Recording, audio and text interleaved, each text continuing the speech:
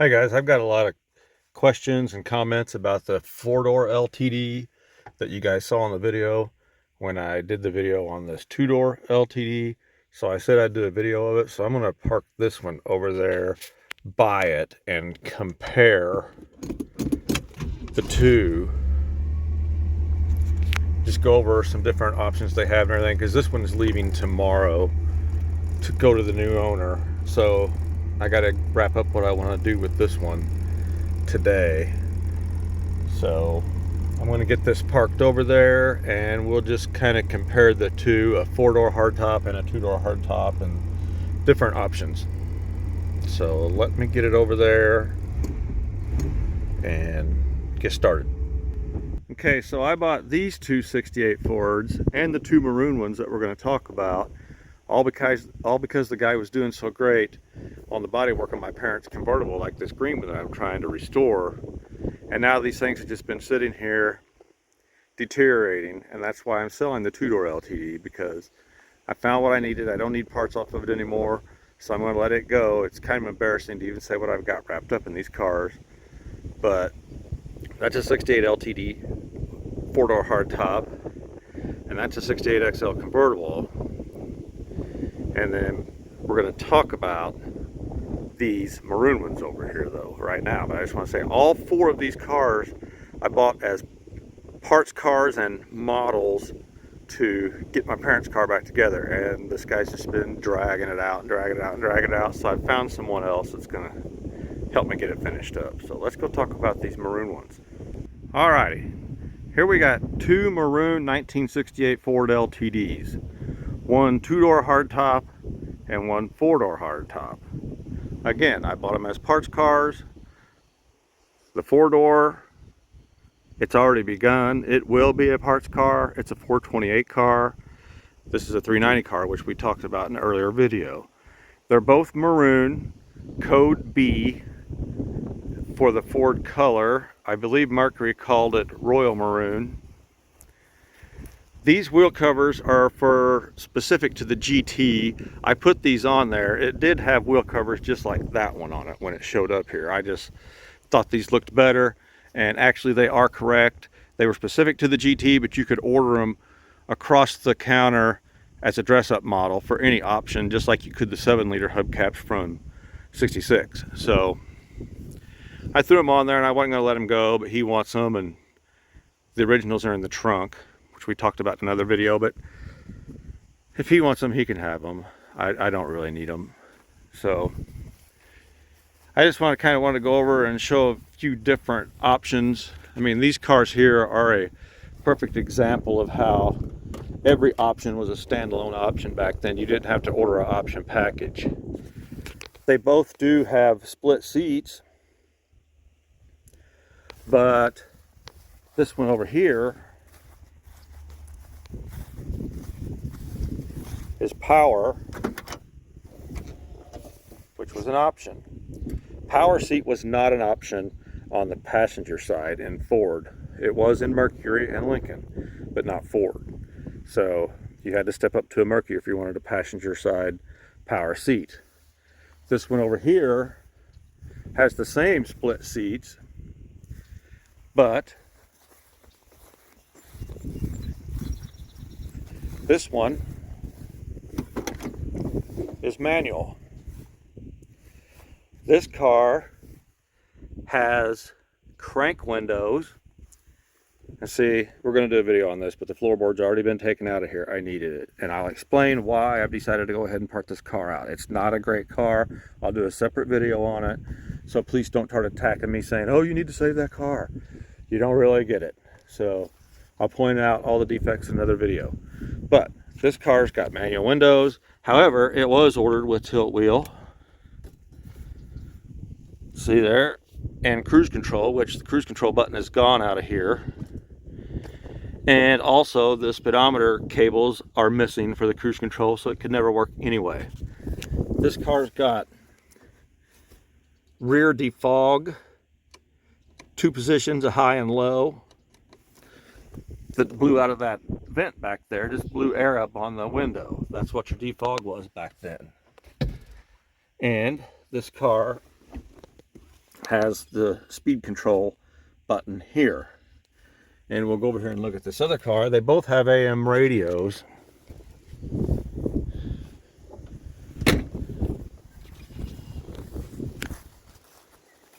This was an Arizona car, which could explain why there was no rear defog, but see here, no rear defog here. And over here, see, your rear seat speaker knob was here. This one's got the cruise control, or the door lock, vacuum door locks that we talked about in the other video too. I'm going to do a separate video on vacuum door locks alone. But, let's see, this hasn't been shut off very long. And see, it won't work. The vacuum's already drained out. But, this car has power windows versus that one having manual. Both black vinyl tops. The original owner is going to put a new one on this one. This car, this exact twin was in the dealer brochure right there. Both dashboards are toast.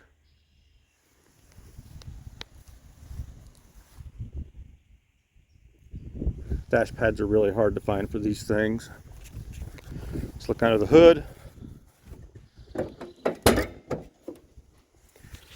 Here we got a 428. The only one offered this year, 428 4-barrel. This one over here is a 390 2-barrel. And honestly, they're both air-conditioned cars.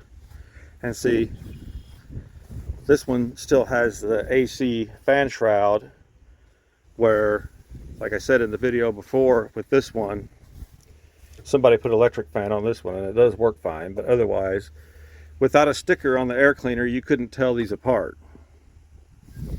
And we talked about the stone deflector being gone between the bumper and the grill. It still exists on this one, and this is one of my pet peeves about 68 Fords. You see so many, especially on the Facebook groups. Every one of these was this argent color silver. And so many people take them off, and I don't know if they forget or they want them that color or whatever, but they paint them body color. And they're not supposed to be body color. That's really one of my pet peeves when I see that. It's like, please stop doing it. Make it original. Here's the 390 emblem.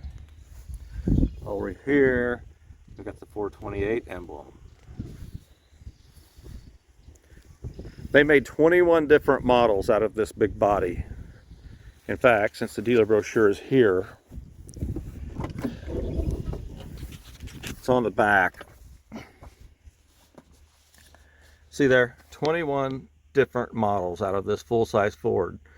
Just think how many different emblems and pieces of trim, and then the list goes on about the different pieces and trim that had to be made for all these different models. It's kind of obvious why everything looks alike nowadays, because man, the cost of tooling up to make all these different vehicles and emblems and stuff would just be astronomical. And every year, it changed back then. So I can see that why they stopped doing that. Hear that? This door still shuts like awesome.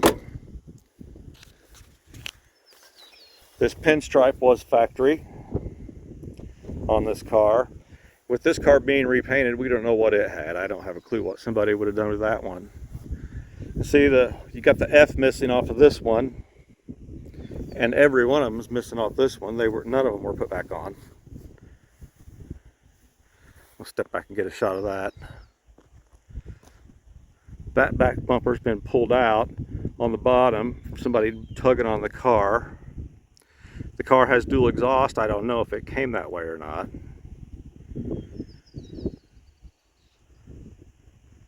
Both have the Brougham interior. Door panels, seating.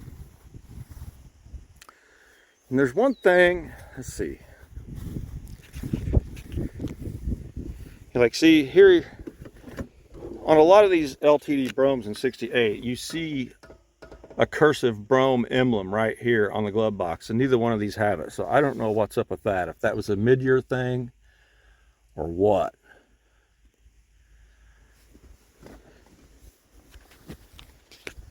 Let's see here. You've got this thing for the wire, this wire here. Only thing that's going through this door, because it doesn't have door speakers or anything, it has the courtesy light, which evidently the switch, yeah, I guess that bulb's just broke because the switch is working. That one over there is on. But I had a lot of people ask about this car, seen it in the video, and like I say, I will do a separate video and talk about it. It's got something neat on it that I had never seen till I got it. But I just wanted to do a comparison of the two, a 4-door hardtop versus a 2-door hardtop. See, this one here has the remote mirror, and it's broken, the knob's gone. So that one's got a remote mirror, the Brougham interior, rear window defog, tilt wheel, cruise control, rear seat speaker, air conditioning, disc brakes. This one over here's got air conditioning, disc brakes.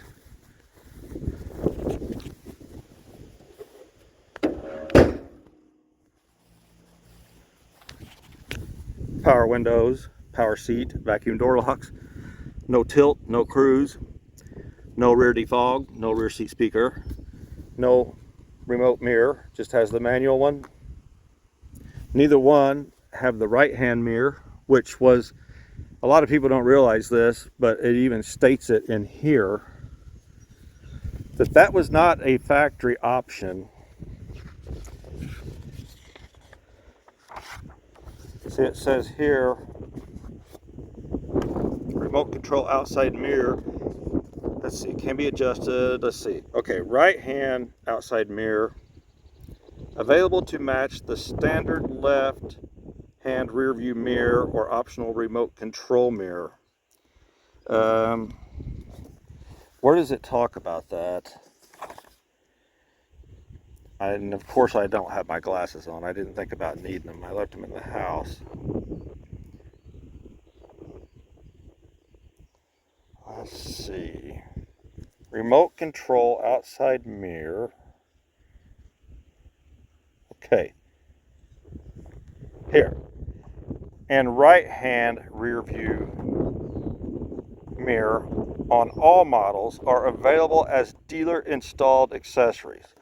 So that's the only way that you could get a right hand mirror, was dealer installed. You couldn't order it as on a new vehicle to get put on at the factory, and I do not understand that one. That's bizarre.